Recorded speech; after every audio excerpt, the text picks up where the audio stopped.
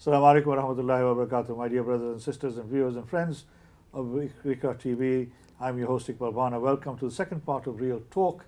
Today we've been talking about politics. I've got a very eminent councillor, sitting councillor, who was a councillor representing the Labour Party on Kirklees Council in Huddersfield, who last week, after 3 months of inaction by the leader of the Labour Party, refusing to ask for a ceasefire, refusing to change his policy on Palestine, and actually going against the resolutions of the United Nations on having a two-state solution for the people of Gaza and Palestine. He resigned in a very emotional speech, which if you want to see, you can see it on YouTube. Go on kirklees.gov, and you'll find it there. And I've also got a very young man, 20 years old, Muhammad Ali Islam, who was born and bred in Bradford, educated in Bradford, who wants to become a councillor because he, like many other young people, are fed up from our existing councillors who are seen as doing nothing except for, in some cases, as has been mentioned, are seen to be lining their pockets rather than doing anything for the community. So I've been talking to both of them about their personal politics and why, and wherefore, and what they want to do next. But I mean, Muhammad Ali, obviously you're very young. You are, very close to young people. Young people, as you say, at your first and second election, were very actively supporting you in campaigning to become a councillor. And you became very close. The numbers that you actually managed to get in other parts of the country, that would have elected you not just as a councillor, you could have elected you as an MP as well. So obviously you have a very strong support and network within young people. I know you've been on my program before. I don't remember, to be honest with you. Age is catching up with me. Maybe in those days you didn't have the grey beard that you have, mashallah, now. But young people are the future of our country. Young people can drive the politics. And I've been saying this on my speeches for many, many years now, on TV for nearly 25 years, that if the Muslim community realizes how much their vote is important, if we could all work together collectively, we can decide who gets elected in Parliament. Absolutely. There are, in my view, 30 to 40 seats in this country who, if the Muslim community votes as a bloc, we forget whether Indian or Pakistani, Deobandi, Barelvi, Ahle Hadith, Ahle Sunnat wal Jamaat, whatever it is. But on politics, if we can come together, we could actually control, who sits in Parliament in our own communities. Similarly, in the local authority. So, do you feel that there is a movement now developing, especially with the young friends and the young people that you've got, that they want to take more interest in politics? Absolutely, absolutely. I've said it time and time again that many young people are disenfranchised, disengaged, and have not had the opportunity to get involved. And since Bradford's been a Labour stronghold, I'll have to point fingers at the Labour Party for depriving our young people and giving them the chance and giving them the tickets. I mean, with your youth comes your strength. There's nothing wrong with being young. So why should young people be deprived from representing and being active community champions, active leaders? Some of the elderly people are saying they're not interested. They don't want to get engaged. They don't want to get involved in these issues. And we've seen this in other parts of our community as well. So what will you say to that? I say many of those comments are made through ignorance, because if you had a conversation with a young man that cared and a young woman that cared, that had a bit of sincerity and empathy inside of them, believe me, they do care about politics, they do care about the community, but it's the pathways and the steps needed to get there. I mean, we know the road isn't easy. However, we also know that there is no guide or mentorship. We have a caller from Dewsbury. Assalamu alaikum wa rahmatullahi wa barakatuh. Please, can you give me your name and where you call? Well, I've been told you're calling from Dewsbury. Assalamu alaikum. Wa alaikum assalam wa rahmatullahi wa barakatuh. My name is Khalid Patel and I'm calling from Dewsbury. MashaAllah, Khalid sir. Yeah, welcome on the program. What would you like to say? Jazakallah. MashaAllah, very well spoken, both lads, prospective councillor, hopefully. Inshallah. And we've got our ward councillor as well, independent Yohan Amar Anwar. I just want to ask them about the message that they can relay about future voting to the general public and how people should vote, and people should make their own minds up and not be influenced by Baradarism or people that they've known in the past. There's been very good messages by both people on there, and I think they need to relay that message out to the community. Okay, thank you very much. Khalid, can I ask how old you are? You sound very young. I'm 44. I'm not My young. He goodness. looks very young as well, but If I sounded like you at the age of 44, I'd be doing well. But thank you very much. I mean, that's a very valid point. I mean, obviously, a lot of young people are looking for a lead. Yeah. I've been to all these demonstrations. I was there on Saturday. The other thing I want to make point I want to make is about young sisters getting involved in politics as well. Absolutely, yeah. But I mean, Khalid has made this point about giving some sort of direction to young people about where to vote. So apart from the two standing political parties, what would your suggestion be? well, my suggestion now is clear. Find independent candidates like Mohammed Ali Saab and others that are really passionate about your area, that will make a difference for you guys, and vote your independent local councillors. Do not vote any of the two major parties, as you know, the Labour Party and the Tory Party. Vote independents wherever you are. This election is crucial. It is probably the most important election of your entire lifetimes. And you need to send a message into Westminster that we say no. You cannot use the Muslim votes any longer. And we have our own strong voice in our independent candidates. That's what my suggestion and recommendation will be for everybody in Britain at this timing point. Thank you very much, sir. And I think, we've said this on this program before when we've had Councillor Afrasib Anwar from Burnley, the leader of Burnley Council, who resigned with his other colleagues and has taken control of the council, so they run the council now. We've had that from Maqsood Ahmed, who's been a regular guest on my program over the last few weeks, and also Ishtiaq Ahmed, who is at the moment in Pakistan, who has been a very active member of the Council of Mosque in Bradford, but also a campaigner for equality and social justice for all communities, who would have been on my program had he been here. Inshallah, he will be coming back to Bradford in the next few weeks, and I'll probably ask him to come and join us again. But I mean, obviously, the independent councillors. Now, if you have become independent councillor, do you need sufficient numbers in order to take control of a local authority? So in Kirklees, if 4 or 5 of your colleagues had resigned, would Labour had lost control of the local authority? Yes, definitely. Labour Party's nightmare in Kirklees would have been over on Wednesday night if another 4 colleagues walked with me. Right. I mean, my message to my colleagues is simple. There is still time there. Do not leave it too late. Come join me. You're on the right side of history. Like I said on Wednesday night, I will be with you. The people will be with you. Do not be afraid anymore.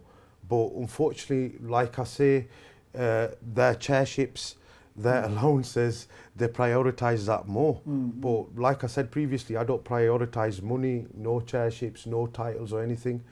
My passion all my life was to become a councillor, to serve my community.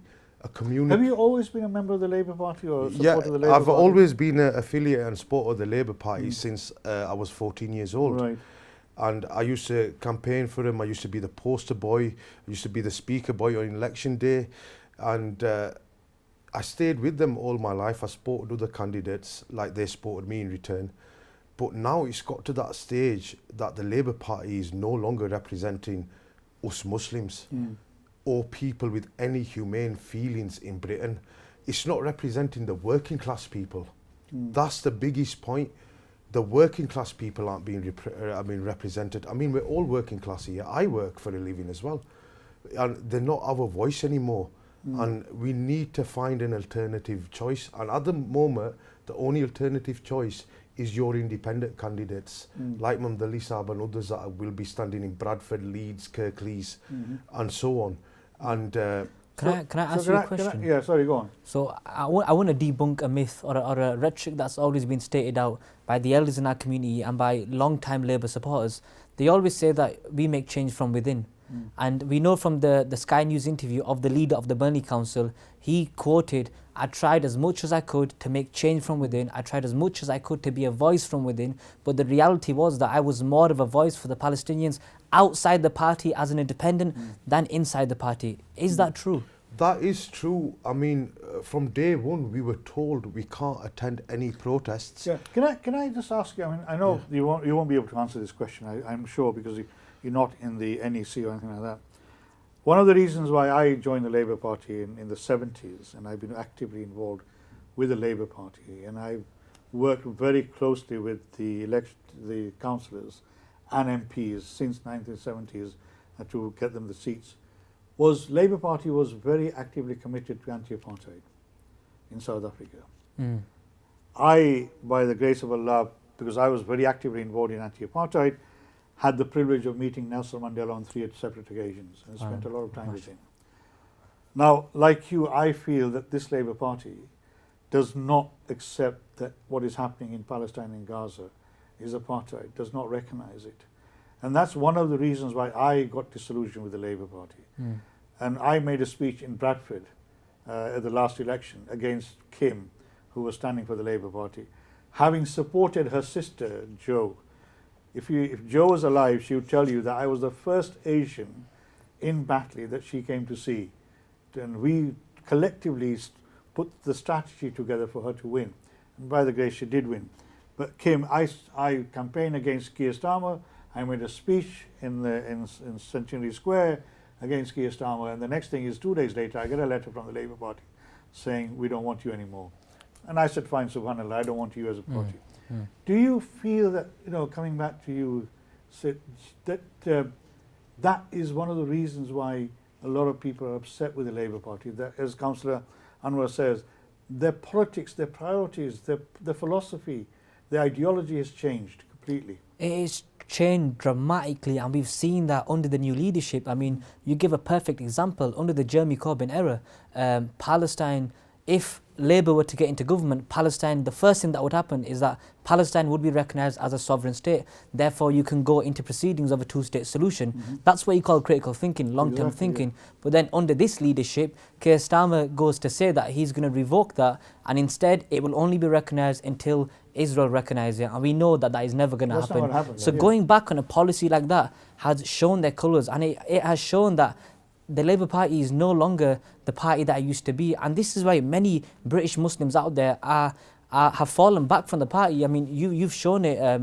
incredibly well as well when you resigned that night. I'm just so disappointed in my Bradford Labour British Muslim councillors who haven't shown the courage, who have not resigned. There's nearly 39 of them, I think. There's nearly 39 Muslim councillors, and 2 have resigned. I commend them, credit to them. But the others, what are they doing? I mean, does their pay packet really mean more to them than the bloodshed and lives of the Palestinians? It's so disheartening to see. And for anyone to really think that they are going to be voting for the Labour Party this year, whether it be in Manningham, whether it be in Bradford, Heaton, wherever it is, in Burnley, in Dewsbury, honestly, just think about those that are suffering. I mean, we're quite privileged that we're under shelter.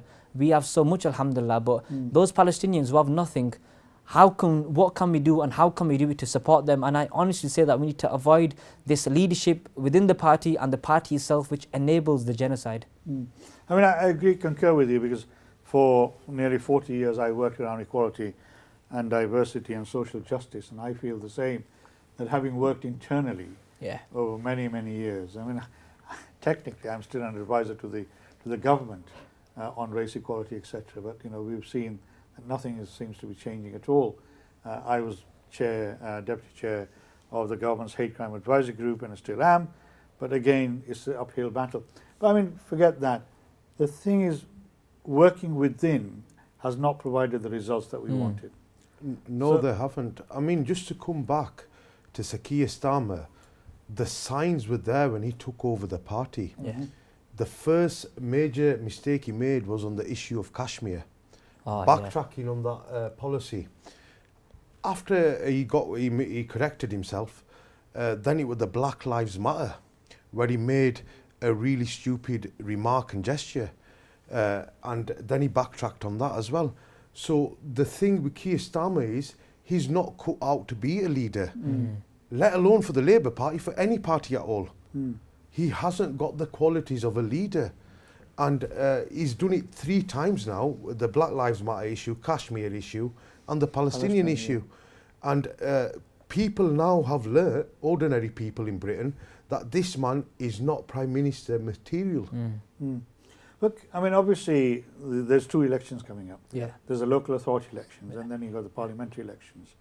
They may happen in May, they may happen, the local authority elections will happen in May. Will happen in May. Will yeah. happen. May the The 2nd. parliamentary election could happen in May. After or could July, be later, or it'll could be after happen July later now. on, yeah. The day, Well- the legal date is for December. Mm. The latest date they can do them is by January next year. Yeah. But the way the country is going, led by Rishi Sunak and his goonies, it could happen sooner. Well, he's already made the announcement that it could happen in autumn. Yeah. And that's why they bring forward the budget as well. But I mean, maybe do you feel that we could make significant difference at a national level, at parliamentary election, with what is going on at the moment? Or do you think that we have a better chance doing it at a local level and taking control of more local authorities as independent members, as you say, and then showcasing to both the Conservative and the Labour Party the power of the Muslim vote? I mean, definitely, like I've stated, start from the council level. Also, I wanna put out there, when the parliamentary seat comes for Dewsbury and Batley, I am announcing myself as an independent parliamentary candidate for Oh, Dewsbury fantastic, and Batley as well fantastic. tonight. Is that the first announcement you made? This is the first official Oh announcement. wow, we are So privileged today. We need to send a message out that we say no to Labour and we say no to the Tories. Absolutely. And we elect independent people. I mean, there's 33 constituencies in Britain where the Muslim vote is a majority. Oh, definitely, yeah. So we need that. We need to count on that majority and bring it in for the real people, I completely for agree, that yeah. elect us, and we have real electables there that can go into Parliament and speak for their people of their ward and speak for what's going on, for the injustices around the world, like places like Kashmir and Palestine. Right. Oh, well, you heard this today on Iqra TV, Real Talk. Councillor Amar Anwar from Kirklees, from Ravensthorpe, has publicly announced that when the parliamentary elections occur, he will stand as one of the candidates to try and fight the Batley and Dewsbury seat, which has been merged this year following the boundary changes, and actually is one of those seats that if the Muslim community worked collectively together, they could actually decide who becomes an MP in that particular seat. So hopefully all the best with you. You won't be surprised you'll be facing a lot of people wanting to do the same as well. But I mean, coming back to you, Muhammad Ali, going back to the young people, sisters, young sisters. Gee. I've been going to these demonstrations, for Palestine, and I see more and more young sisters taking Yeah. a really active part They have been in the mashallah. demonstration, Yeah, which true. is really good. Yeah. But are they equally engaged in the politics of all this, or they want to show the emotion and the disquiet, with the political system just at the demonstrations? Do they want to get involved in the real politics of this? I mean, to be honest, that would be for a sister to answer. But what I've seen, and from my point of view, I've seen a massive increase in young females, British Muslims attending protests and championing their voices. And I've also seen the engagement and inquiries into the political scenery. A lot of young sisters have, and I'm honoured for this, have said that they would join me on my campaign and support me as an independent. So alhamdulillah, this year the campaign should be strong, inshallah, in Manningham. Do you have any sisters standing on this as independent? There are a couple of sisters that will be standing who Mashallah. haven't announced it Mashallah, yet. very Right, But right. we encourage anyone to stand as an independent, because as an independent you've got no boss, you've got no political party whip, you've got a chief party whip, you've got no party you have to serve. You serve the people. I mean, isn't that what it's But about? if let's say on Bradford Council or Kirklees Council, Yeah. you take the control of the council. Gee. Do you think that those people, the independent councillors, can work together collectively and coalesce as a group? Absolutely, yeah. I mean, the beautiful thing is, and we can't forget that an independent is an independent, therefore he doesn't need to answer to no one. But if it came to policies that they would all agree in, absolutely they could work together, take over the council and do what benefits the community. Excellent. I know you've got the Speaker's Corner, haven't you? Something in Bradford. Absolutely, yeah. So you want to mention that, please? Absolutely, please. So every Monday, the Bradford Palestinian Speakers Corner takes place at Mary Magdalene Church, BDA 8HY, 6:30 p.m. onwards. It's a place for like-minded people to unite, to discuss, to dialogue, to talk about the Palestinian cause and how we can all support the resistance, because everyone feels helpless of some sort when they see what's going on. So this is a place for people to get together at Mary Magdalene Church. Thank you very much. I hope you found the program interesting. I've had some amazing discussions and thoughts shared with me by two of my guests. I'm Councillor Amar Anwar from Ravensthorpe, who resigned last week, at the frustration of the position of the Labour Party, and Muhammad Ali Islam, who is a prospective candidate in Manningham Ward in Bradford. This is something that is going to be going on. Inshallah, one day we'll come back to this again. I hope you found it interesting. May Allah be with you. Please keep our brothers and sisters in Palestine in your prayers at all time. Take care. Assalamu alaikum wa rahmatullahi wa barakatuh.